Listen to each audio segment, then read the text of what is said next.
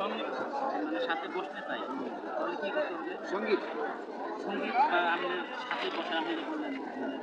বলে বসা যায় না। ঠিক আছে। এই যে সঙ্গীত বলে সঙ্গীত একটা সংজ্ঞা একটা সঙ্গীত বলতে গেলে মানে যে হয়তো আমরা বুঝি যে গান বা সাহিত্যিক এইটা আর সঙ্গ মানে যে একজনের সাথে চলাফেরা করলে বা সঙ্গ কিংবা বলে যে না আমরা বন্ধুত্ব কিংবা প্রেম ভালোবাসা এটা বলে নাকি আরো আছে অনেক এটা মেন বসার আপনি যে কোনো মতো মেন করতেছি গা কিছু কিছু স্থান আছে আপনি শুনে এটা বলবো না আমি আপনি গাছে উঠতে হলে কোনোদিন রাগ গোসা করে উঠতে পারবেন দেখা যাচ্ছে আপনি যত বাবা দিদি বাবা তার বাবা উঠতে কিছু করতে হবে আম গাছ থাকা জাম গাছ থাকা কলা গাছ থাক তার ভাই উঠতে ফাটতে হবে কলিটা ফাটতে হবে আর যদি তার বাবা না পারেন তাহলে আপনার ক্ষতিগ্রস্ত হবে দেখা যাচ্ছে যে হেন যাবেন একটা নিচে পড়বে একটা ফসবে একটা গল্পে খাওয়া যাবে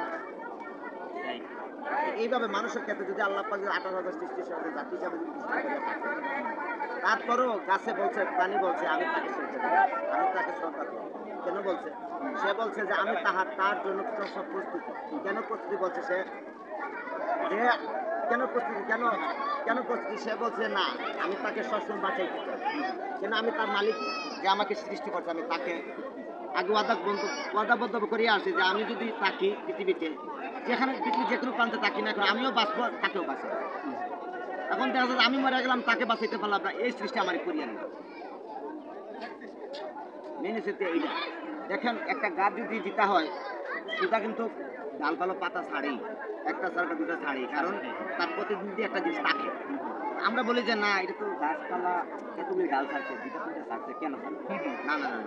এটা তার প্রতিদ্বন্দ্বী পাশে ছাড়ছে যদি সে মরে যায় পড়ে যায় পাশে যাতে একটা দাঁড়াইতে পারে যেভাবে হোক না করে একটা দাঁড়াইতে পারে বিদেশে পাতা ছাড়ে কিংবা ডাল ছাড়ে এখন আমরা চলতে গেলে কি করা লাগবে? সৃষ্টি জগতে চলতে গেলে আমার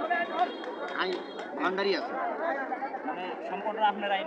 মানতে হবে বাউন্ডারি আছে আমার বাউন্ডারি যেমন বাউন্ডারিটা যেমন বাউন্ডারি হচ্ছে এটা দেখেন আমার এই পৃথিবীতে অনেকগুলি কোম্পানি আছে শুধু খাবার দিকে যাবো আমি এদিকে যাবো না কারণ এদিকে হয়তো বুঝতে আপনাদেরও লেট হবে আমারও লেট হবে একটা ধরেন একটা বিস্কিট নিলাম দেখেন সুন্দর করে সে একদম গোল যে যেভাবে জানে না কেন সুন্দর করে বানাইছে কেন বানাইছে দেখা যাচ্ছে না এটা বাউন্ডারি আপনি জানেন এটা বাদ না খালিটা খাবার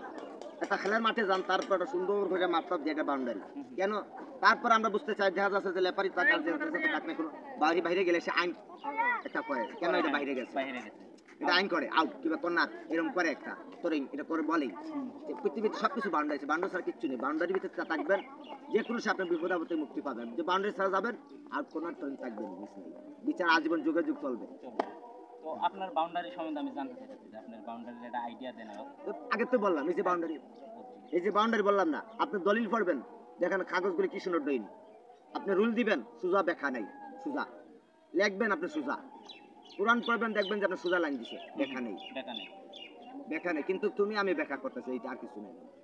তুমি আমি ব্যাখ্যা করতেছি না আমি আপনার মেইন কথা যে বুঝতে হলে বেশি বুঝাইতে পারে বুঝে আর বুঝতে না নিতে পারি এটা এর ব্যাপার এটা কোনো ব্যাপার না বুঝলে তাল গাছ বুঝলে তাল গাছ না মানে বাল গাছ হ্যাঁ না বুঝে বাল গাছ এখন আপনার এমনি কোনো আইনের ভিতরে একটু সংক্ষিপ্তভাবে বলেন যে আপনার কি আইন আছে বাউন্ডারির ভিতরে তো একটা আইন আছে হ্যাঁ আমার শুনেন আমি বর্তমানে যে আসলে কিচ্ছু না আসলে মেইন কথা হচ্ছে গিয়া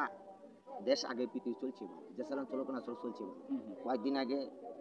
4.5 বছর হয়ে গেছে দেশ ভাঙছে 4.5 বছর হয়ে গেছে তোমার সংসদের চেয়ার একটাও নেই সব ভাঙা টেবিল এরপর ভিতরে তোমার কম্পিউটার আছে ল্যাপটপ আছে মাইক্রোফোন আছে তারপর এটা কিছু কয়েকটা মুক্তি আছে কয়েক জায়গায় সব বানিয়েছে আচ্ছা আমি যদি এটা ভুল করে থাকি এরপরে আমার একটা ভোটার কার্ড আছে 2233 ঢাকা মুখদান করছি আমার বয়স তখন 20 বছর বয়স দিছি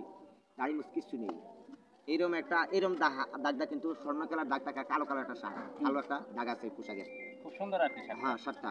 আমি যত কিনে আনছি ফিরে বাজারে কিনে আনছিলাম এই ভোটার এটা দিয়ে আমরা শার্ট আইডি করছি ভোটার কার্ড আছে 2233 আর মোবাইল গ্রামীণ নাম্বার 34 লাস্টে 01901701793 01793 074 234